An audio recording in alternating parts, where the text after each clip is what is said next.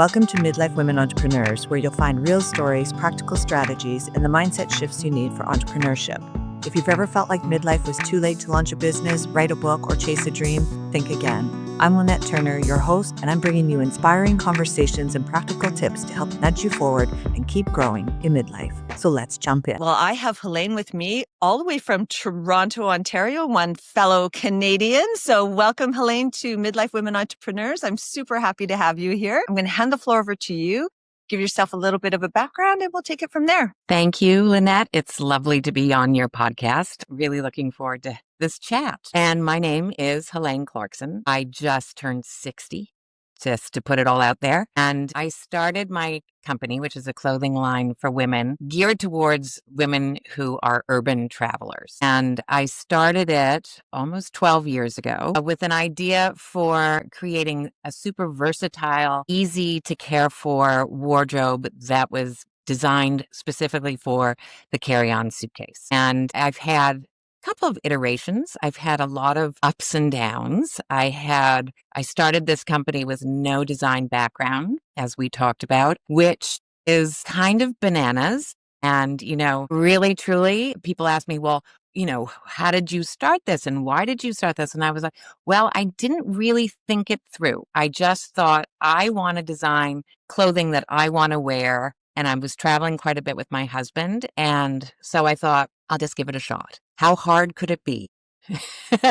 And it's hard. It's not an easy thing to do, but I've enjoyed it thoroughly. I will say that when I had my first iteration, I really had no idea what I was doing. So I didn't understand fabric. I had no manufacturers and again, no design background. So I thought I wanted to do something that was athletic fabric, but you could dress up and dress down.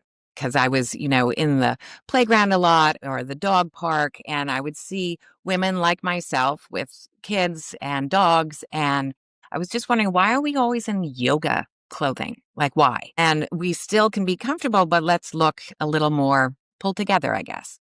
So I thought, well, I'll design this line with a skirt and a top and a little ruchy belt that would make it all look like it was a dress. And then I would do the same with pants. You could make it look like a pantsuit. And so I started this and it didn't quite work. So the fabric didn't drape properly. It was great. It was UV protected. It was wickable. It was breathable, all of that, which was interesting, but it just didn't have a fashion drape to it. So no matter what I did to it, it still didn't look great. So I still have boxes of these pieces in my basement at my store. So I had to decide what I was going to do. Was I going to give this up and just, throw in the towel, or was I going to try and make it work? And so I thought, well, let's really look at how we can make this look more fashionable and how I can push it forward and make it a success. So what I did, which I should have done in the first place,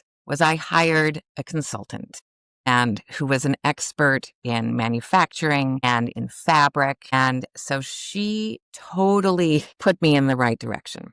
And that was a huge, huge thing for me because she introduced me to my sewer, who I've been working with now for almost 12 years. 11 years. She introduced me to different fabric suppliers and she sort of said, this is the way you need to go. And so that was extremely helpful. The other thing I wish I'd done was written a business plan, which, I didn't do. So that again, if you're going to start something, I highly recommend that you do something like that. Some sort of business framework. Thank you, Helene. So first of all, it's Helene Clarkson Designs. That's the name of the company, correct? And it's heleneclarkson.com, correct? Yes. Exactly. Yes. Okay. So first of all, let's just talk a little bit about this sort of reinvention without credentials. So prior to being in the fashion brand designing, you went to school in New York. Talk a little bit about that. Like bring forward a little bit of your early part of your career. Yeah. So after university, I went to theater school in New York and trained as an actress and then came back to Toronto, got an agent and started working. And so I loved acting. I did not love the business. So the business is a really it's a grind. And I found, especially for young women, it can be really demoralizing. And, when you get a job, it's fabulous, but the rejection is constant. It's almost daily. And so when I was doing a stage production of Medea, which was Henri's Medea. And once we finished, I found out I was pregnant, and which was kind of ironic because Medea, I don't know if you know the story, she kills her children. But anyway, to spite her husband. But anyway, so I found out I was pregnant, and it was like this, it gave me permission to step away from that business without feeling defeated, which was nice. It was a nice way to exit, and I was happy to be able to do that. Yeah. Like when you say that, like it gave you a nice way to step away from it. It just reminds me of like being able to step away from something that's not working for you just with grace. I think that a lot of midlife women need to realize that it's okay to step away. I think it gives us strength in midlife to go ahead and maybe do a little bit of a reinvention. So when did you really step into this? Maybe I need something more than just yoga gear to be wearing. You were with a group of friends you're all thinking, we should be dressing a little bit more stylish and not just in our yoga gear all the time. Yeah. So my children were a bit older, and my husband had opened a retail store. And so I was helping him out a little bit with the buying and the merchandising. And so we would travel to do buying for the store. And so we were traveling carry on, and we would be walking the shows during the day and then going out in the evenings to theater or dinner, and I was limited with what I could wear. And, you'd pull stuff out and it was wrinkled, or you just had worn it all day and it was the same old, same old. And I thought, yeesh, isn't there something we can do about that? And so after my sort of first iteration, trying with this athletic fabric, I started working with different fabrics that were wrinkle resistant and more fashion forward. And I sort of thought, well, let's do a reversible skirt. Like, let's start with something that you could flip inside out and have a completely different look. So I started with that. I started with a really easy dress that you could just throw on, dress up, dress down. And then it sort of moved from that. So then, it moved into reversible pants, and it removed reversible jackets, and just started to grow. And I would try these different things, and some would work and some would not. My sewer was fabulous because he really held my hand through the whole thing. I had no idea about pattern making, no idea about sampling, no idea about any of this. And so I would come to him with these hand-drawn, ridiculous, like almost stick figure kind of thing. And he would laugh, and then we'd talk it through, and then he would make a pattern for me, and then a sample. And then I would come out and literally try things on in his little closet area, and we would look at it, we'd pull it in at certain places, and we would resample if we needed to, or we'd go into production. But it was all learning as I went. And then finally he sort of said, I can't do this for you anymore. You need to go and get a proper pattern maker and have that done separately. So he introduced me to my pattern maker, who I still use. I was just out with her today. And that's how I just have these wonderful people in me who support me and help me through without my design background. Exactly. And I really want to hone in on that because I think a lot of midlife women would think to themselves, God, it'd be so fun to do what you're doing, maybe building out a brand of some sort. But, you're in your late 40s and you're thinking, God, I have no design experience. Who am I to think that I could do this? Like, at any point, especially I guess when you were saying that you didn't really have a consultant at the very beginning, you didn't have your sewer, you didn't have all those people, you just thought, hey, I'm going to try to do this. And at some point, you ended up doing your first batch. You said that there's still boxes in your basement that never went anywhere. What made you keep going? Like, a lot of people would have given up at that point. Well, I tend to not want to give up. I'm somebody who tends to bash on regardless, which is what my father always used to say. So I don't easily quit. So I really was determined to figure it out.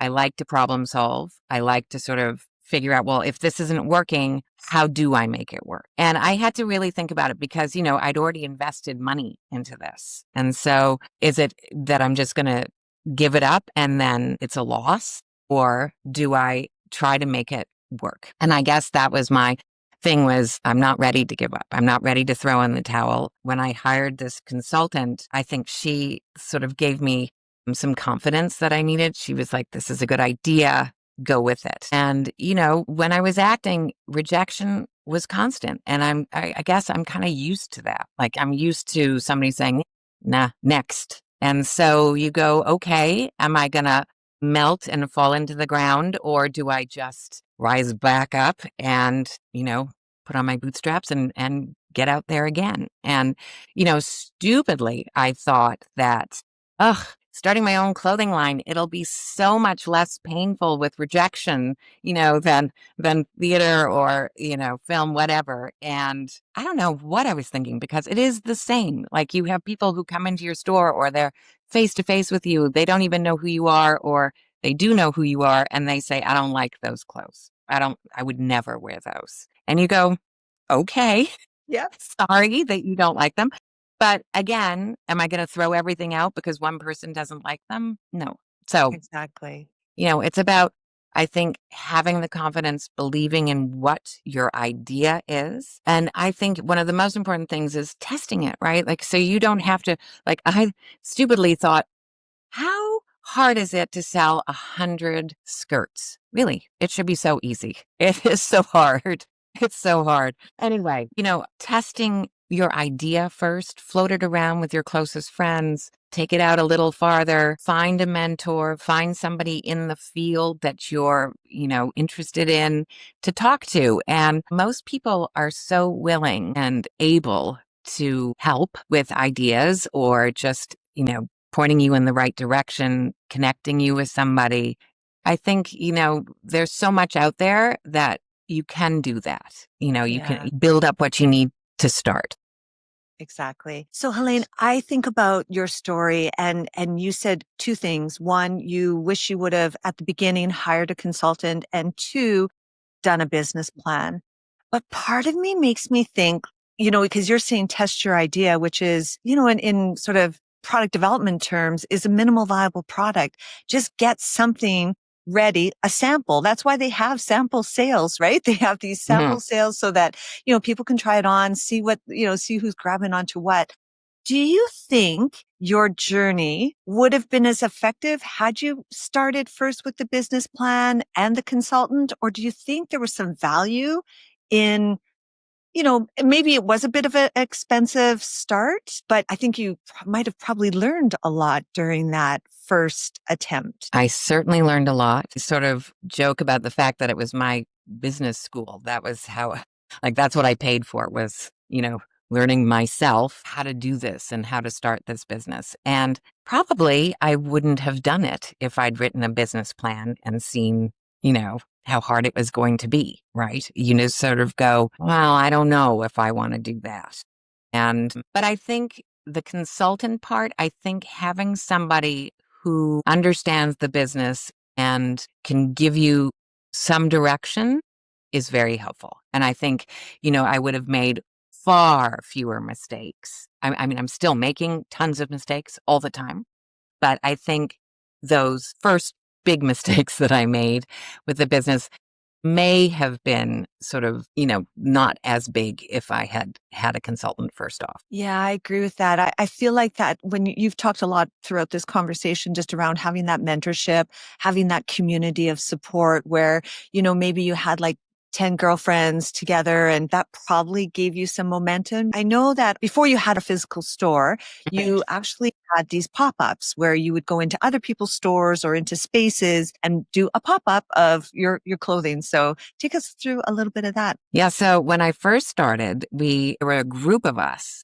who all were starting our own companies. So these women who are friends of mine or who I got to meet through this whole group, we would pop up in each other's living rooms. Like we would do these group little pop-ups, and invite all of our friends. And then they would come to a person's house and we would do it for over 3 days kind of thing. And that's how I started. And then we would have these ladies' ski days. So you would go up to a ski club and all of these vendors would be up there and you'd schlep your wares up. And always there was a snowstorm and always I would be stuck. But you would just keep doing this, and it was wonderful in a way. It was a great way to start off because you all of a sudden had this community of entrepreneurs, women pretty much your same age, and all sort of starting their own companies. So it was very supportive. It was fun and a great way of, having community, instant community around you. And so that I loved. And I was selling out of my basement, out of my dining room, that's how I did it. And it wasn't until I'd been going for maybe, I don't know, 4 years before I opened my little tiny 300 square foot space at the bottom of the Royal York Hotel. But, before that, it was all pop-ups popping up everywhere. And that's okay. So that was what, 10 years ago, maybe 12 years ago that you started that pop-up. Yeah, 10 years ago. Yeah. But nowadays pop-ups are everywhere. I see it so much with coffee shops and different things that are happening, just sort of giving a different sort of, the only word I can think of right now is vibe to anything. So, you go into a coffee shop and there might be a DJ playing now, or it's just different things. And so I think this concept of pop-ups is a really nice way to test it. Where did you find this community of women? Were they all your friends? Or I'm just thinking, if I was listening to this, I'm like, oh, it's a really good idea to find this community of other entrepreneurial women so that it's almost like a mini mastermind group, but in live action where you're all schlepping your wares, like you said, up the ski hill kind of thing. Yeah, well, it was through actually my children's schools. So the schools would have these, holiday fairs where they would get vendors in, and a lot of them were parents, who had their own companies and stuff, or we're starting up. So one of my first sort of ventures was rolling in racks to the gymnasium of my son's school. And that's where I met quite a few of these people, usually women. And then we would just organize these things. We'd say, oh, hey, you want to do one at our house, or do you want to, pop up? We can do a spring one in the spring. And so that's how it sort of happened. It was mainly through sort of schools. Your network. And then you just would hook on, like it was like a big chain. Honestly, it reminds me of this analogy of like when you're climbing this mountain, when you think about the mountain, and you're trying to get to this peak, and then you can kind of make it up the mountain halfway by yourself, but eventually you're going to have to hook on to get to the peak. And I think there's no difference in what you just described there, is this like helping each other. And the fact that you found a community of women that are supporting you like that. I think more women need to support women, so it's good. I guess your ideal client is a midlife woman who does traveling, who wants to be in her comfort zone all the time, but not in her yoga gear all the time. What do you think about when you're designing for that woman? Well, first and foremost, it's comfort. So I think, it's got to be comfortable. It's got to be attractive. And it's also got to be easy to care for. I don't iron. I just don't. And so that's one of my B's that I have to deal with, is that I don't like wrinkles, but I'm just not going to iron. So that was sort of my thing, that it needed to be comfortable, it needed to be attractive, and needed to be easy to care for, and also versatile. So I wanted to be able to dress it up, dress it down, and if possible, totally change the look. So that's sort of how I wanted to design, because I also, when I started, I was gearing a lot towards women who were traveling for business. So those were women that I knew also through my kids' schools. And when I was down at the Royal York Hotel, a lot of the clients there were business travelers. But then also when COVID happened, that sort of went away. Women don't, I find, dress the same way when they're traveling for business. They also don't travel for business in the same way that they used to. So comfort now is huge. That's more than even sort of looking sort of sophisticated in a way, because COVID changed everything, about how we I think, wear our clothes and what we expect from our clothes. Exactly. I want to dive a little bit deeper into sort of the confidence that maybe your clothing gives to a midlife woman. You talked on our pre-call about some of the things that you hear when a woman is trying on your clothing, some of the stories out of the fitting room, if you will. You talked a little bit about, and I think I hear a lot of midlife women say this, I hate my arms. Yeah. So talk a little bit about that, like how you connect your designs to fitting and sort of helping a woman feel more confident in her body. Yeah. It's tricky because I think we are very, very hard on ourselves. And I'm trying to figure out why. Like, why? And it seems to be getting worse, not better. And again, I'm wondering why. And I don't know if it's through social media, but it's also younger women are, fixated on their bodies in a way that I find sort of depressing. And so, you hear these things like customers come in and they're beautiful. They are beautiful women and they are putting something on and they look fabulous. And they'll go, I don't know. No, I hate this part of me. And I'm like, okay. And if I'm there, and Ellen also, who is my store manager, she deals with this all the time too. And it's like, you see something that I don't see.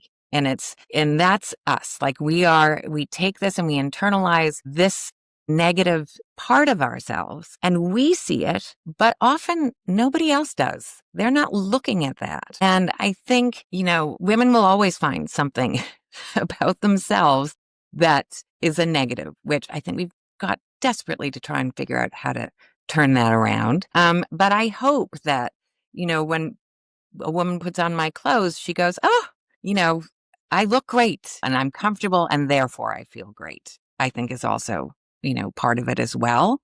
But, when I'm designing the feedback about arms, I get that. And so now, yes, bingo wings are a thing. And so longer sleeve shirts, trying to take things away from the midriff and, relaxing silhouettes and stuff like that. So I'm still working hard on that. I don't always accomplish that. And I do get women who say, no, I want something like this. And that's not that. And I listen and I try, to adapt to what people's major concerns are. Like I was just at my pattern makers today and we were talking through a dress, which I love and which has done very well. But one of the points that people give about the feedback on it is that I put pockets in the sides. And so if you're a bit hippie, those pockets come out. And so we were just going back to the dress, which has been a great dress, but I was like, let's try some patch pockets. Let's see if we can change this up so that we can help out those women who aren't comfortable with their hips and don't want them to be accentuated by pockets, but they still want pockets. So it's always just this kind of trying to accommodate, but also trying to move forward and also just trying to embrace who we are, Yeah, as we are. exactly. Yeah.